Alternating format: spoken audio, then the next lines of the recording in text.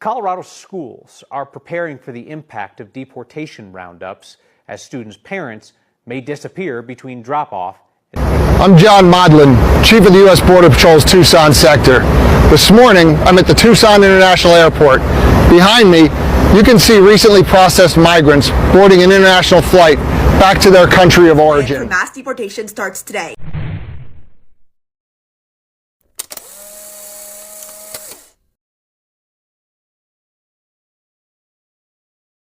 Breaking news. President Donald Trump has intensified immigration enforcement with controversial measures that allow immigrants to be arrested at schools, places of worship, and other once protected spaces.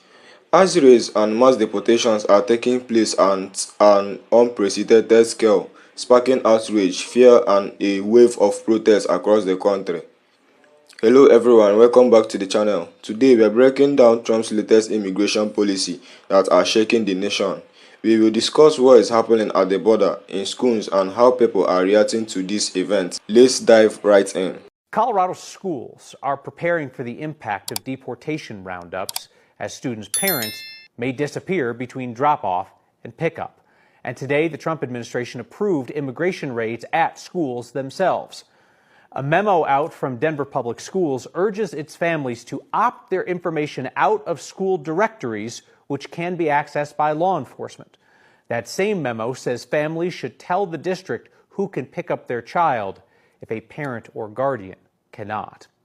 Denver's mayor says the city is preparing foster care placements for kids whose parents are rounded up by ICE. We will have kids who will lose parents in this process, and so we have our team at Human Services ready. We have foster care placements prepared. We have family reunification efforts that we'll pursue, but we do know one of the likely outcomes is we will have a lot of kids, if they follow through on their promises, who will be left without parents.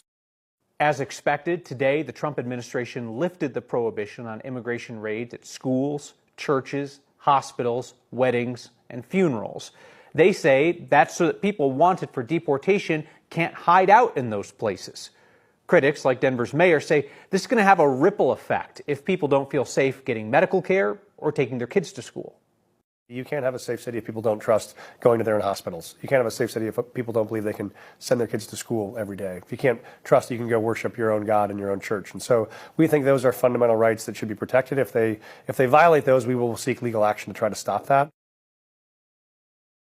I'm John Modlin, Chief of the U.S. Border Patrol's Tucson sector. This morning, I'm at the Tucson International Airport. Behind me, you can see recently processed migrants boarding an international flight back to their country of origin. I would remind anyone thinking about crossing the border illegally between the ports of entry that under Title VIII, you may face an enhanced expedited removal process, meaning that upon being encountered, you will be promptly placed into immigration proceedings and may be removed. Instead, anyone considering migrating to the United States is highly encouraged to apply for admission. Don't risk your life or the lives of your loved ones by crossing illegally through Arizona's desert during the summer months. Remember, there are consequences for illegal entry under Title VIII. These consequences are strictly enforced. Use the CBP-1 mobile application. Don't cross the border illegally. As a public school teacher, I have no idea where they are. I don't recall their names. I have no idea what country they're from. Can't recall the last time I saw them. I have no information about that. I'm not aware of any of that. I don't recall. I have no idea. I don't know anything about that. I don't recognize that name. This is where we're at in public education. You work in a field that is closely intertwined with vulnerable populations like the ill, children, the poor. You need to now more than ever refresh your memory on your rights, your students' rights, your patients' rights in terms of immigration. Because now ICE can raid these, what used to be safe spaces where people could come to get medical care or come to get education. And now those spaces are being invaded. So your best friend is, I don't know. I'm not aware of that. I can't recall. Do not say anything to these motherfuckers. Let me just say this and make it very clear. If you are a teacher and you voted for that fucking orange, you don't deserve the privilege to teach the students that are in your classroom. You don't deserve to step foot in any educational facility ever. I will die on the hill that teaching is social work. If you can't see and make connections with how you vote and the experiences that your students are going to have to endure, you don't deserve to be a teacher. Genuinely. If you're a teacher and you voted for this, shame on you. Trump's plan for mass deportation starts today, with ICE raids happening in Chicago. This week, there will also be ICE raids in New York City, Washington, D.C., Boston, San Antonio, Denver, and Miami. Here are some things that you need to know to stay protected. For now, ICE is most likely to enter businesses. So let's say ICE comes to the place where you work. What are you gonna do? Do not sign anything under any circumstances. You are going to assert 2 rights. The right to remain silent, make sure to actually say that, and a right to call your attorney. Every immigrant should have an immigration plan, which should include memorizing your immigration attorney's number. If you don't understand what they're saying, what they're asking you, and even if you do, just keep asserting those 2 rights. Don't say anything else. Here's what's super important. There's a new act that's going to get passed called the Lakeland-Riley Act. Innocent until proven guilty, doesn't exist. You can be charged for a crime and be immediately deported even if you're not proven guilty. So there is a huge incentive for ICE officers to charge you for crime. No matter what, no matter how aggressive they are being, do not be aggressive back. Do not resist. Do not give them any reason to charge you with a crime. If someone is there that could film the interaction between you and ICE, even better, so that there is evidence that you are not being aggressive. And now a little disclaimer, because I am Latina and I am scared of our racist government. I am not an undocumented immigrant. I am a US citizen. I'm going to post the same video in Spanish. Let me know if you have any questions. The Miami airport with immigration and deporting people from the airport to watch that as a Canadian, wild. So I want to talk about Miami airport. Since you guys know, I went on a cruise from Miami, and guys, the craziest thing happened to me today. So I'm coming back from my cruise, right? I'm coming back, you gotta go through customs, you gotta do all that immigration stuff, okay? Let me show you something. Canada. You're crossing in there, they're asking for your passport, and I'm like, here you go, ready to go, my bag's on here, trying to cross, I can just sit down and relax, right? So there's this machine, it literally scans, it scans your face, right? Officers, so officer will tell you if it's red or blue. I think it was red, blue, and green or something like that. Mine turned red. I'm like, and on the screen it says, don't quote me on the exact words, but it says something about immigrant. I was like, wait, what? So the officer's like, can you go on that line? Can you follow the yellow line over there? And the officer over there is going to talk to you and ask you some questions for review. What?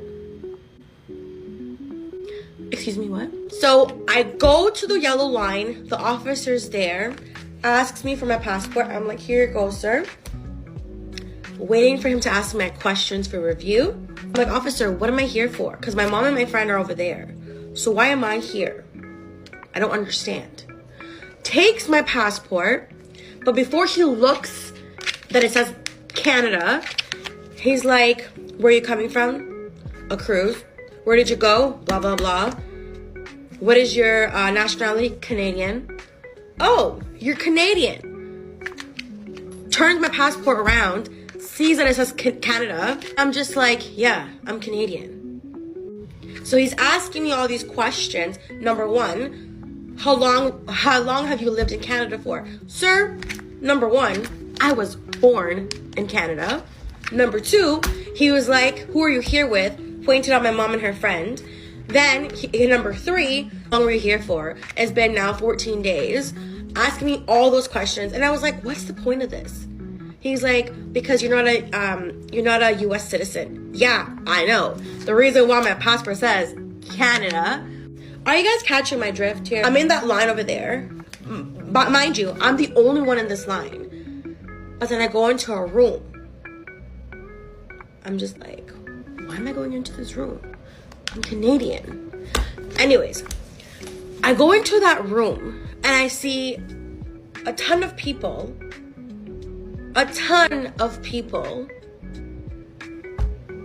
who are Hispanic in that room. And I'm just like, immigration? Why am I here? You know what I'm saying?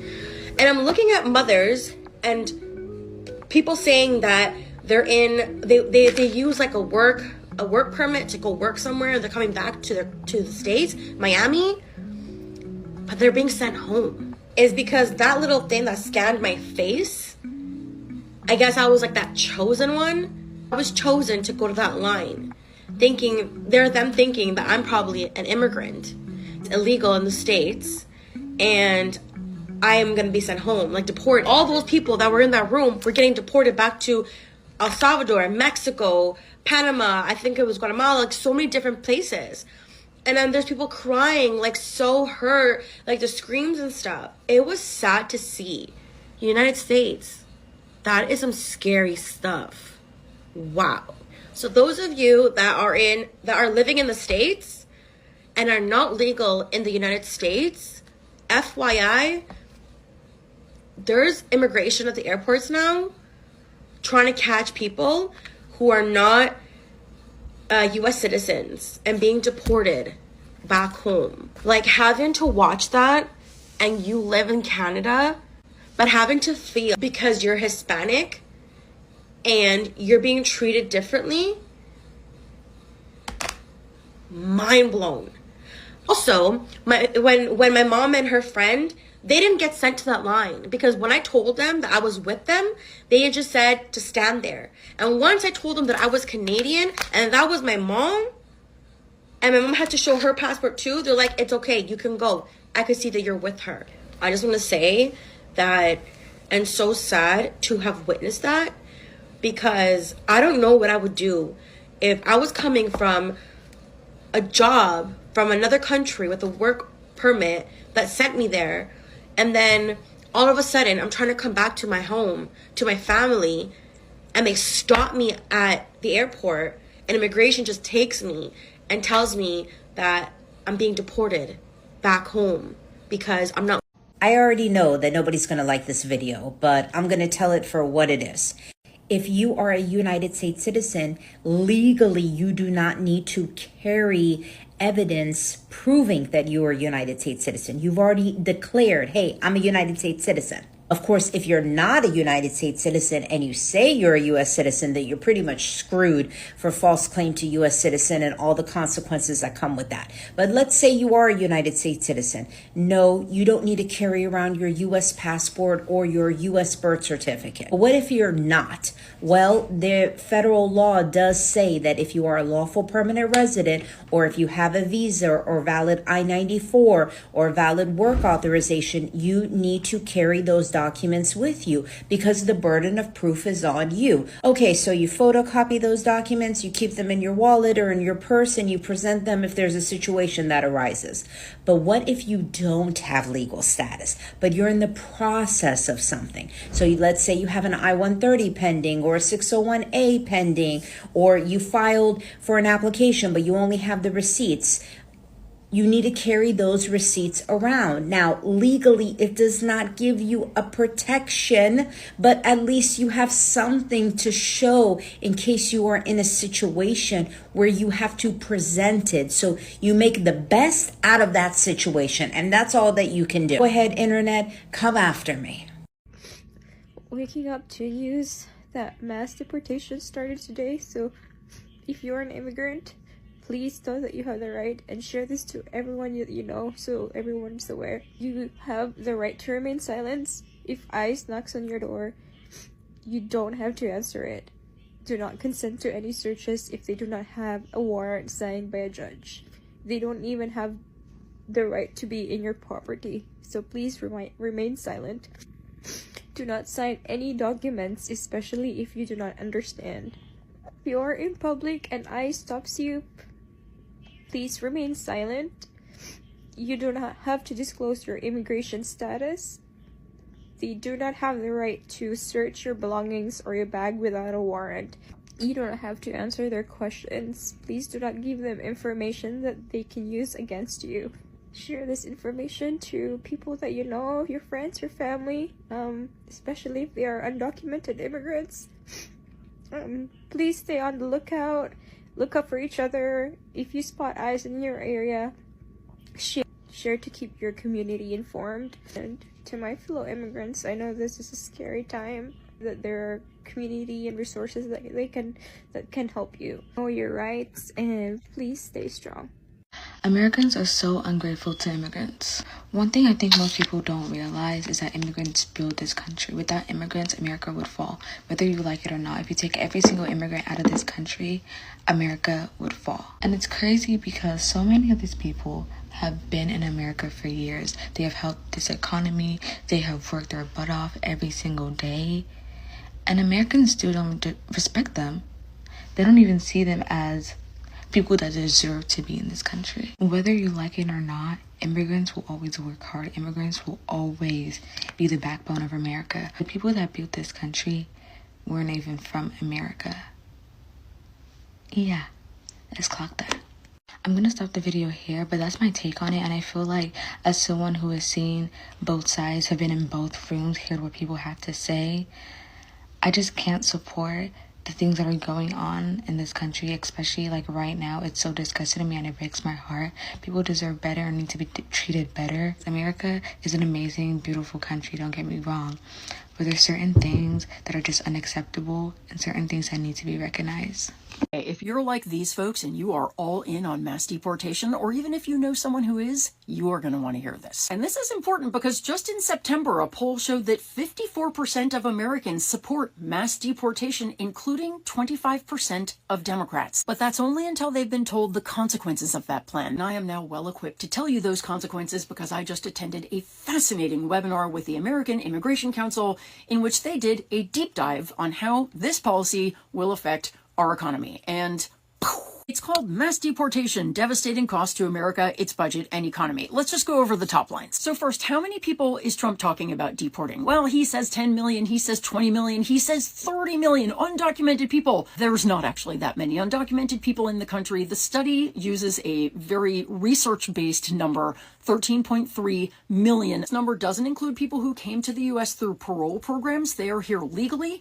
Trump still wants to deport them as well. And also, Trump wants to deport now naturalized citizens as well. This is something called remigration. You should Google it. But again, this study just looks at undocumented people, 13.3 million of them. Now, the first thing to know is that we have no system in place for going out and rounding up all of those people. That doesn't exist. ICE doesn't do that. They find undocumented people when they come into the law enforcement system. So that system would need to be created out of whole cloth. So going into communities and arresting people turns out to be extremely expensive. ICE would need to hire about 31,000 more agents, and this part, just the arresting, would cost about $7 billion a year. So next is the cost of actually detaining these people, because we only right now have the capacity to detain about 40,000 undocumented people at a time. So what Trump wants to do would require detaining about 1 million people at a time, and that would require them to build massive tent structures down by the border.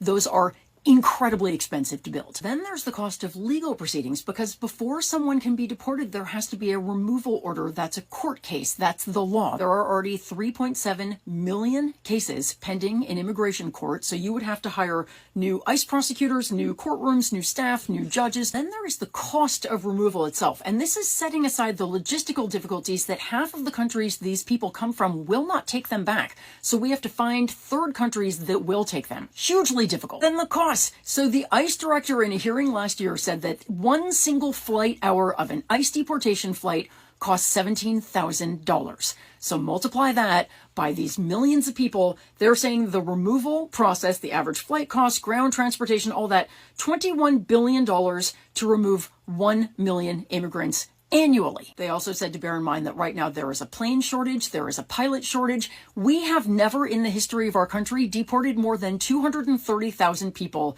in a year, ever. But Trump is saying that we're going to do 10 million in a year? It is logistically impossible. For all the reasons I've just stated, it cannot actually happen. But let's say that it could. These people decided to analyze what would that cost. Let's say you could do it. And they found it would cost $350 billion just for the deportation, not its impact on the economy. So then they analyzed it the other way. Let's say they do 1 million people a year. How much is that going to cost? Well, it turns out that is 3 times as expensive. Now, again, this is much more likely the way they'd have to do it. If we did it that way, how much would it cost? $967.9 billion, almost $1 trillion, and that's if inflation stays at 2.9%, which if Trump is elected, it won't. And of course, there are the costs to the morale and the psyche of the country, the mass trauma that will be caused by the family separations. Law enforcement, military, National Guard, moving through cities, going into households, ripping apart, because remember, many of these families are mixed, right? Undocumented people live with citizens. Their children are citizens. So we're talking mass family separation, and also our law enforcement and our military being focused not on their jobs, but on this massive deportation. Now let's look at what it will do to our economy. Our GDP would shrink by between 1.1 and 2.2 trillion dollars. That's between 4 and 6% shrinkage in our GDP. 4.3% shrinkage was what we had during the Great Recession. So we're looking at a recession. Tax revenues will fall 29 billion in the states and 46 billion federal taxes gone. Undocumented immigrants also contribute 22.6 billion dollars to Social Security and 5.7 billion to Medicare. All that money gone. And think about this. Construction and agriculture are both going to lose 1 in 8 workers. Think about what that's going to do to housing prices and food prices. Hospitality is going to lose 1 in 14 workers. Think about what that's going to do to tourism. The restaurant industry will be gutted, and childcare, forget it. Now, the last thing I'll tell you is they also looked at what would happen if you did the opposite of Trump's plan. Putting undocumented immigrants on a pathway to citizenship, which is what Kamala Harris wants to do, would increase U.S. GDP by $1.7 trillion over 10 years. It would raise wages for all Americans, and it would create hundreds of thousands of new jobs. Do you see why Trump's plan is not only impracticable, but stupid? So what these signs really should say, tank our economy now, because that's what they mean. Not so psyched about waving that sign? Good. Then for God's sake, don't vote for it. Alright, these policy shifts allowing immigrants to be arrested at schools, combined with the intensified ICE raids and mass deportations, raises serious moral, ethnical, and practical concern that demand a closer look. For years, schools, churches, and hospitals were considered sensitive locations by ICE under previous administrations, meaning they were meant to be safe spaces where immigrants could live without fear of immediate detention. Now, with this protection removed, we are witnessing a drastic escalation in immigration enforcement that has far-reaching consequences for immigrants' communities, American societies, and even the foundational values of the country claims to uphold. Let's start with the immediate human impact. Imagine being a parent dropping your child off at school only to be detained and potentially deported. For many families, this is not an abstract fear, it is their daily reality. Schools, which are meant to be spaces for learning and growth, have now become sites for fear. Children are left traumatized, wondering if their parents will be there when they come home. Some children even refuse to go to school because they fear their parents might be taken while they are gone. What kind of environment are we creating for these kids, many of whom are US citizens? And it's not just schools. The increased rates at home, workplace, and even public events sends a chilling message. No place is safe. People who have lived in the US for decades, contributing to their communities, paying taxes and raising families, are now being rounded up and deported with little regard for their consequences or circumstances. Families are being separated, often leaving US-born children in foster care with relatives while their parents are deported to countries they may barely remember. This policy also raises significant legal and ethnical questions. Critics argue that arresting immigrants at school violates basic human rights and disrupts the education system. Teachers are reporting students unable to focus, afraid they or their families might be taken next.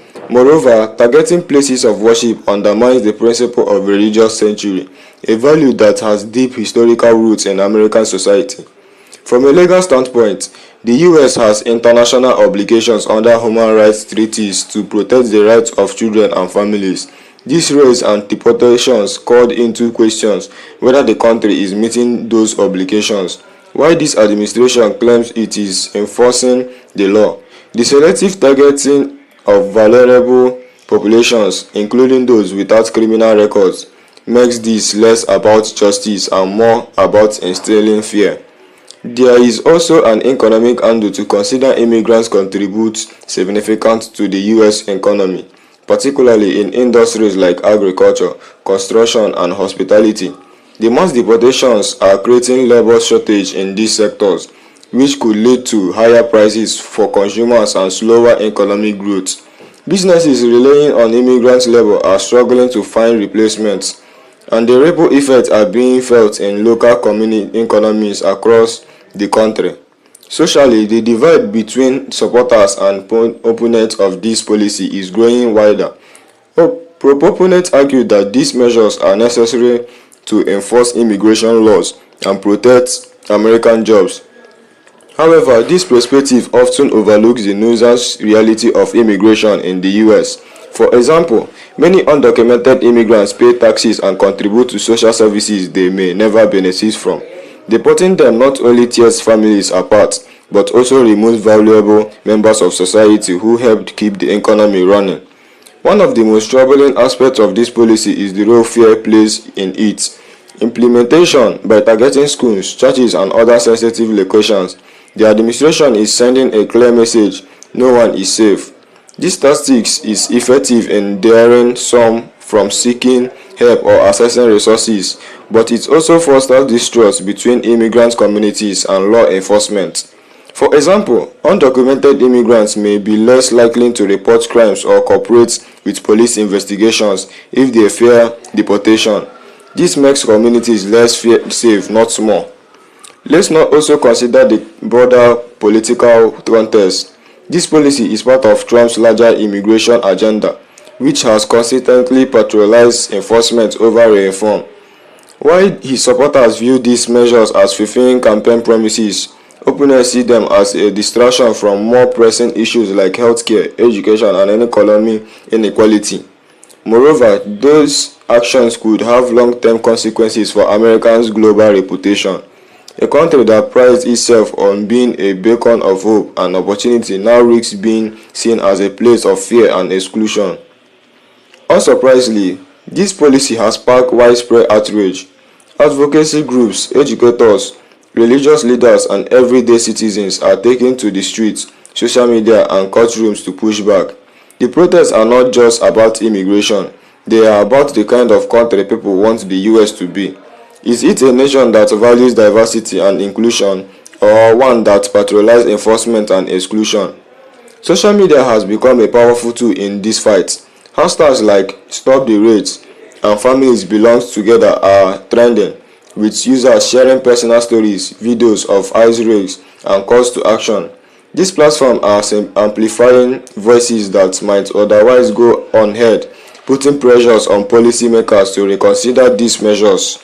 Supporters of the policy often argue that it's about national security and enforcing the law, but those arresting parents at school drop-offs or conducting mass raids at the border make the country safer.